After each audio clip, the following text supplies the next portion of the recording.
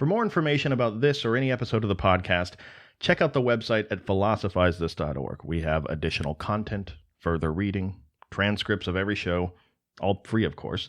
But if you value the show as an educational resource and you want to help keep it going, you can find out more about how to do that at patreon.com/philosophizethis. Or alternatively, if you're buying something from Amazon this week anyway, consider clicking through our banner. It's at the bottom center of the landing page of philosophizethis.org. Small percentage goes back to the show. It may just be a click for you, but every little bit adds up. Thank you for wanting to know more today than you did yesterday, and I hope you love the show. Please realize that if any one of us was born just a few short centuries before we were, we could have easily found ourselves right in the middle of this horrific time period we're talking about. The fall of the Middle Ages and the rebirth or rehashing of human thought. This is something that, no matter how many times I read about this point in history, I just can't get over it. Life was so different in so many ways, but so eerily similar in other ways. The people at the time were terrified. We talked about the bubonic plague. We talked about how that turned into an economic crisis, and then a political crisis, but there are many layers to this parfait we're talking about. The thing about covering something like the Renaissance is that it's so multifaceted and so vague regarding things like where the beginning was, when and where certain things caught on, and the causal relationships between things. This thing we call the Renaissance is like a leviathan with many tentacles and many dueling storylines, and to relegate them to just a couple episodes is about as impossible as it is pointless. We will delve into many thinkers, many times coming from very different parts of Western Europe and living through a different phase than the last guy we covered. But with each episode, you'll get a little more insight of the big picture. One piece of the big picture, one piece that is crucial to understand because it qualifies all other pieces of the big picture, is to understand this period of transition and what it meant to be a human being living through it. Just imagine being born into the world and being told from the moment you're old enough to understand the words coming out of your parents' mouths that you are broken. You are a flawed, sinful bag of skin and bones, and there are rules you need to abide by, strict rules. You have impulses that tell you to do the opposite of those rules. You will eventually break the rules, but luckily for you, there's still a way for you to get to heaven despite being so weak. The way to atone for your sins, the only way to atone for your sins, was through the church, through something called a sacrament. See, apparently God said, I would imagine at some point after he said, "Let there be light," the only entity on planet Earth that has the authority or the know-how to perform a true sacrament, and therefore you would receive forgiveness and God's grace and get the ticket into heaven, the only person that had the authority to do that was the church. Somebody else could technically try to perform a sacrament, and it may feel like you've been forgiven on the inside, but God only really forgives you if the church does it. Well, conveniently enough, the thing that relayed this policy by God was the church. In fact, they were also the people, conveniently enough, relaying what the rules were to everybody. The average person had no way of reading about it themselves. The Bible was written in Latin, and none of the people spoke Latin anymore.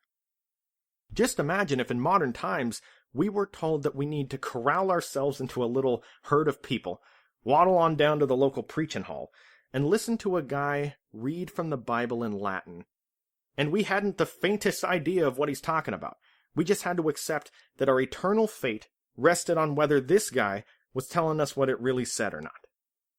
How long would it take before somebody got a copy of the Bible and copied and pasted it into Google Translate and saw if he was telling the truth?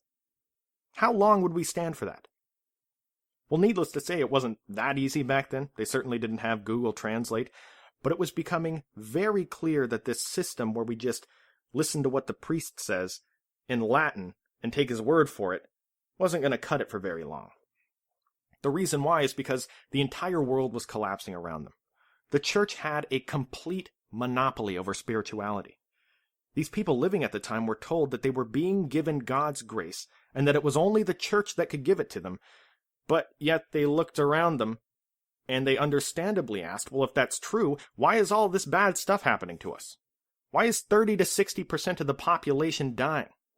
Why are we constantly at war? Why are people starving to death? Why is there all this infighting within the church? These reasons would have been enough, but in fact, these people had even more reasons to doubt the authority of the church, on top of all this. Most notably, the complete, categorical corruption and immoral behavior of the leadership of the church, top to bottom. Not just the pope or the archbishops, we're talking down to even the very low-level priest that would be at the head of a very small congregation. There are stories of how most of these low-level priests didn't even know how to speak Latin themselves. So when they would read out of the Bible, they would just fake it. They'd start speaking in gibberish that sounded kind of like Latin, and no one in the audience was going to call them on it because they didn't speak Latin either. They were seen as corrupt. All right, these priests weren't supposed to get married, so as a loophole, they would sometimes take concubines. That was seen as kind of an immoral workaround of the system. There was a long period called the Great Schism, where the church wasn't unified under a single pope. They actually had as many as 3 popes at one time. They were fighting each other, going back and forth, arguing about who's going to be in charge. That was seen as a needless dropping of the proverbial ball, and one that made people question whether these people were as anointed by God as they said they were. There was a growing confusion about something called transubstantiation. Transubstantiation is a really cool sounding word, first of all, and it refers to that process of, well, you know how in Catholicism you're at church and you get the wine and the cracker? Well, these people back then were supposed to believe that when some guy says a few Latin words, that wine literally transformed into the blood of Jesus. The bread literally transformed into the body of Jesus. And even people back then were wondering how that could be possible. Now, people have written entire books on all the various factors that came together to cause the Protestant Reformation, but the important thing is for us to realize that there was considerable reason for the people of the time to see the leadership of the church as not really knowing what they were doing. And when they looked around them at all the bad stuff happening to them outside of the church, it makes sense that they would ask themselves, what are we doing wrong? Why is God allowing this to happen to us? In fact, let me see that book you're reading from. Maybe you don't know what it means. Maybe you're reading it wrong. See, all these different crises that were going on led people to crave some kind of personal spiritual experience. The priests at the time were not doing much preaching as we would expect in church today. You know, where there's some reading from the Bible and then some overarching takeaway message for the week that you can apply to your life. There wasn't much of that. The function of church was simple. Sacrament, to absolve you for whatever sins you committed since the last time you went to church, so that if you died, you would go to heaven instead of purgatory. But people wanted more than that. They wanted a new, more personal version of religion to help quell the fear that went along with the new pandemic disease crisis, the new political crisis, etc. Now remember what we talked about last time with Erasmus, this new humanistic way of learning and looking at the world through what it meant to be a human being, a more individualistic approach. Well, when the sum total of all these factors, most notably when the religion of the day was looked at through a humanistic lens, that's when you end up with Martin Luther translating the Bible into German, which effectively transmuted religion into a more personal, fulfilling experience for people. This new humanistic approach really is the story of the early Renaissance. The Protestant Reformation was the reformation of one religion. But really, there were reformations of practically every aspect of human life during the Renaissance. These weren't always immediately evident to the people living at the time, but the culture prevalent in classical antiquity was so far removed from anything these people had seen that the intellectual progress couldn't help but go through huge, sweeping changes. So if I try to think of the 2 institutions that keep people in line the most, the 2 that come to mind are religion and government, right? And it probably doesn't come as a surprise to you guys that during this time period, there were revolutionary thinkers when it comes to the proper way to govern a society. One of the most notorious and highly criticized by later authors was a guy named Niccolo Machiavelli. Maybe you've heard the adjective Machiavellian to describe something. And if you knew what the person meant when they were saying it, you knew that it meant, and this is out of the dictionary, cunning, scheming, and unscrupulous, especially in politics or in advancing one's career. But this alone would be misleading. That would be like saying that something was Orwellian if it has to do with animals living on a farm somewhere. Machiavelli was actually much less one-dimensional than that, but people take away a one-dimensional interpretation of him because they judge him based on only his most famous work. Comparable to judging George Orwell on Animal Farm. I guess it could also be 1984. I'm not stopping this podcast to check which book sold more. I'm just going to roll the dice. It's Animal Farm. But moving on. Machiavelli was a political philosopher. Plain and simple. Some people don't even like to consider him a philosopher because he only really made contributions in the area of politics. But I just like to think of him as more focused than most people. The concept that we need to think about first, and one that's really interesting to consider, is to think about virtue broadly, and how unspecific the term really is in itself. When we think about virtue in modern times, we typically think about how it applies to us on a personal level.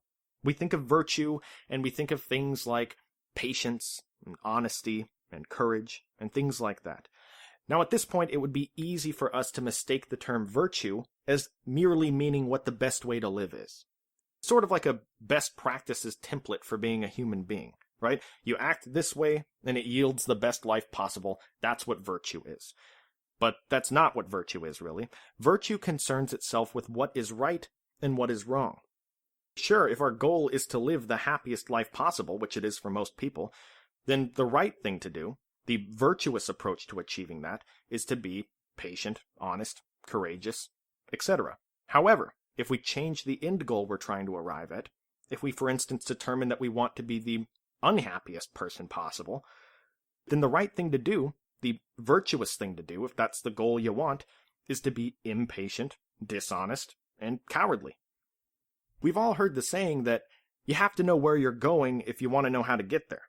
I mean, it would be pointless to try to plot which roads you're going to take on your road trip if you don't know where you're going.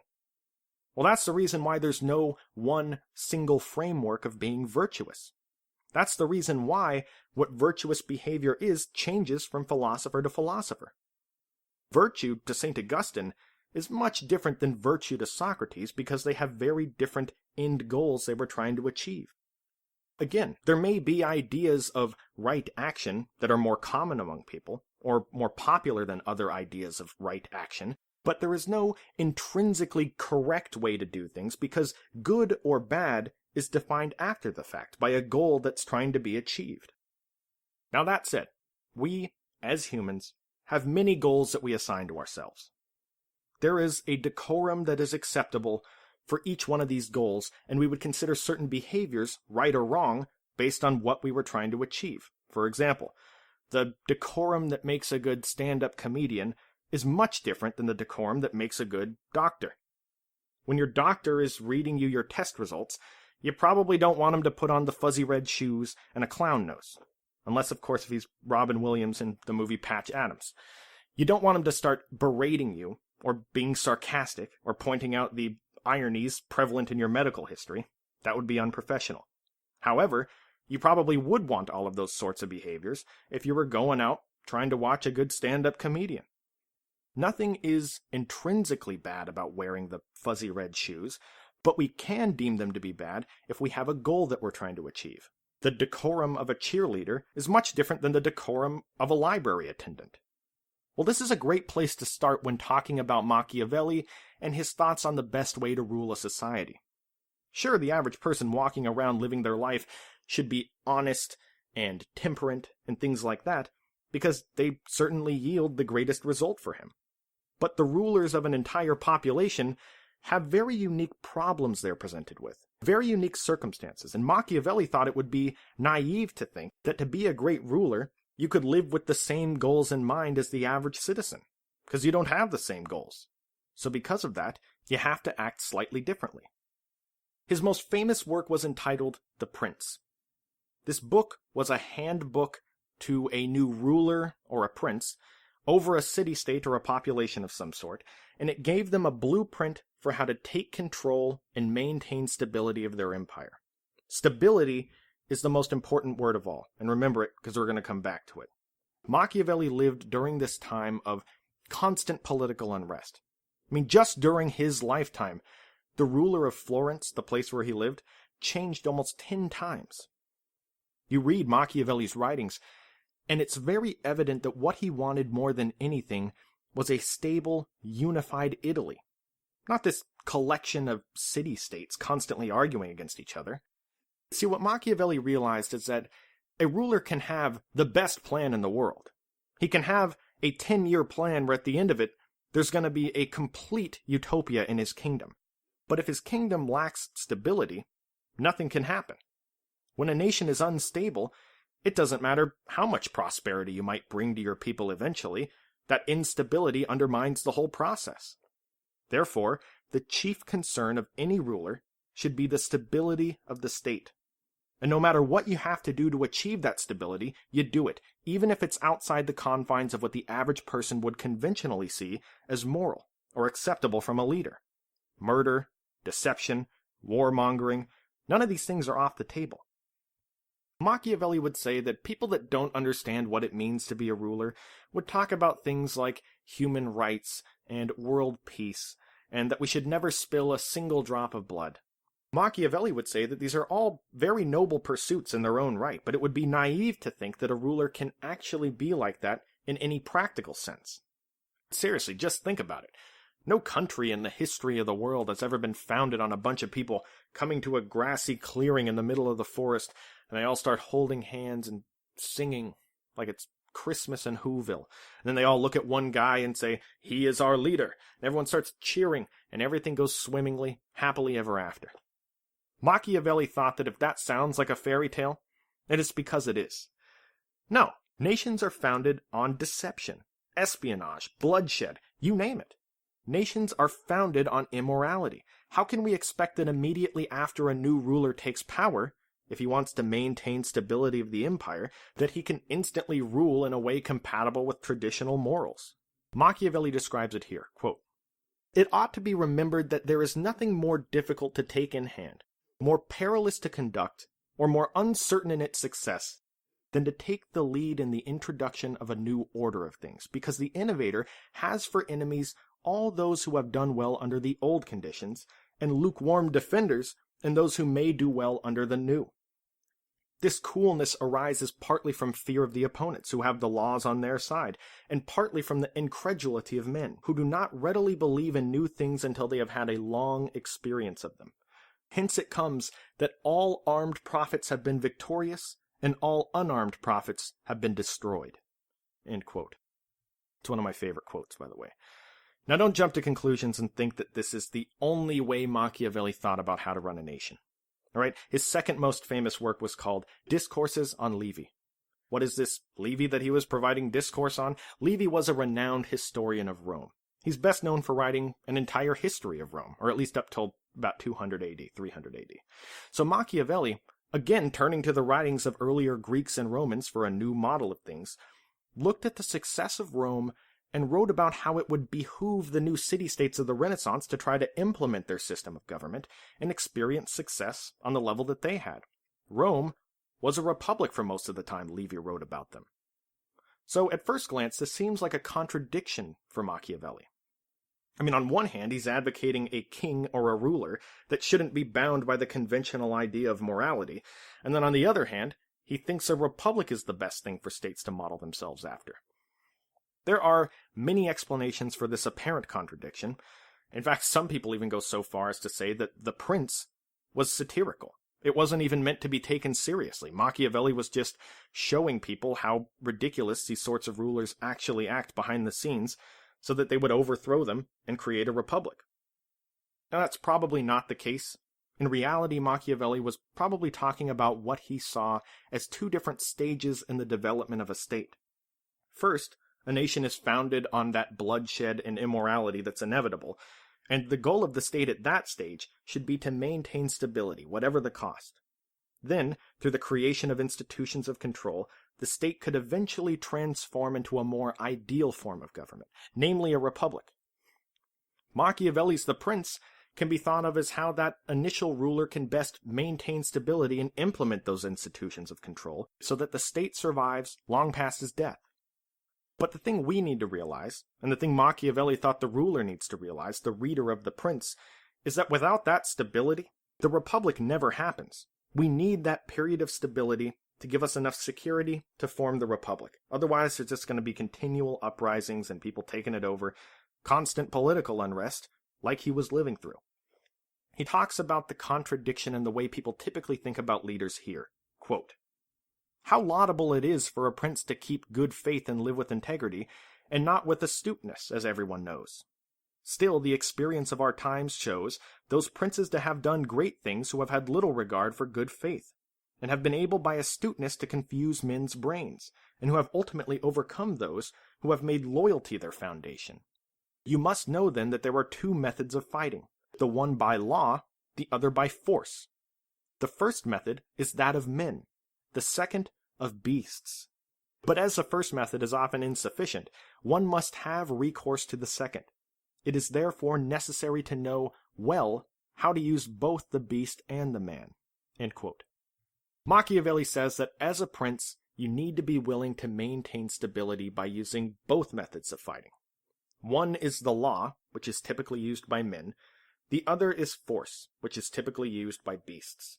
The best ruler, to Machiavelli, is one who knows when and how to use both of them. Yes, as a ruler you can kill people, or even a group of people in order to maintain stability. That includes your own citizens. But it might not always be the wisest move just because it solves the problem.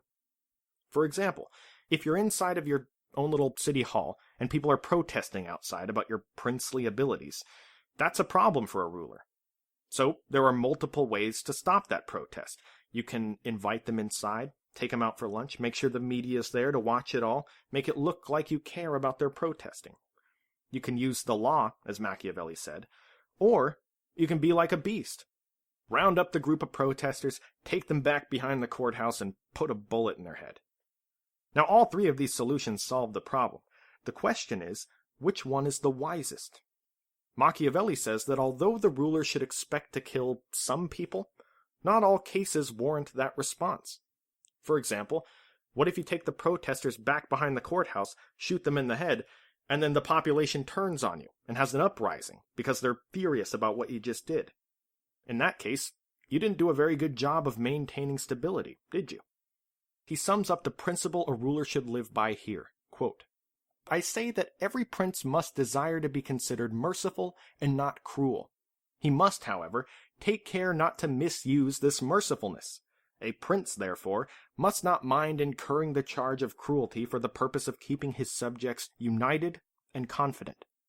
For with a very few examples he will be more merciful than those who, from excess of tenderness, allow disorders to arise, from whence spring murders and rapine. For these as a rule injure the whole community, while the executions carried out by the prince injure only one individual."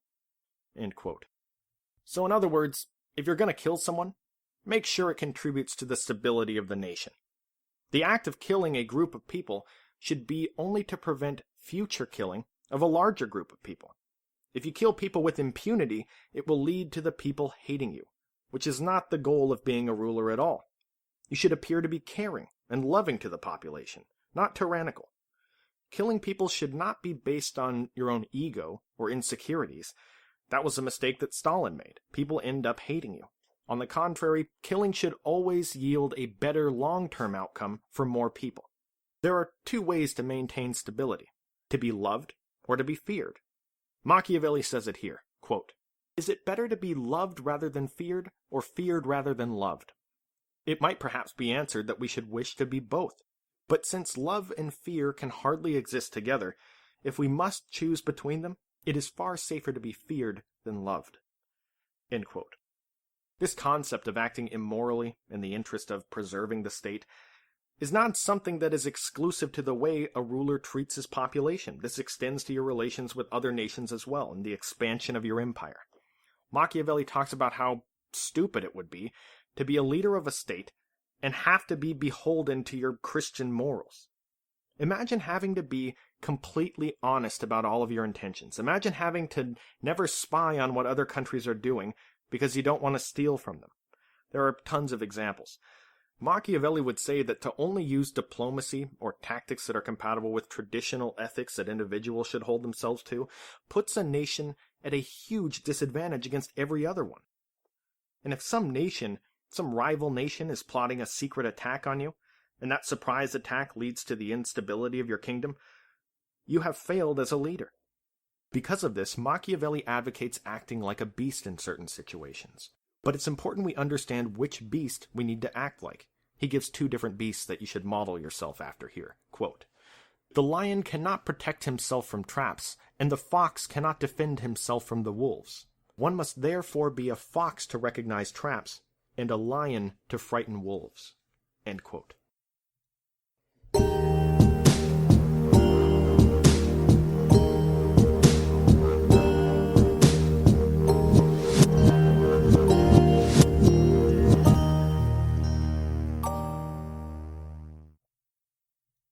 You can follow me on Twitter at @IamStephenWest. You can join in the discussion on Facebook.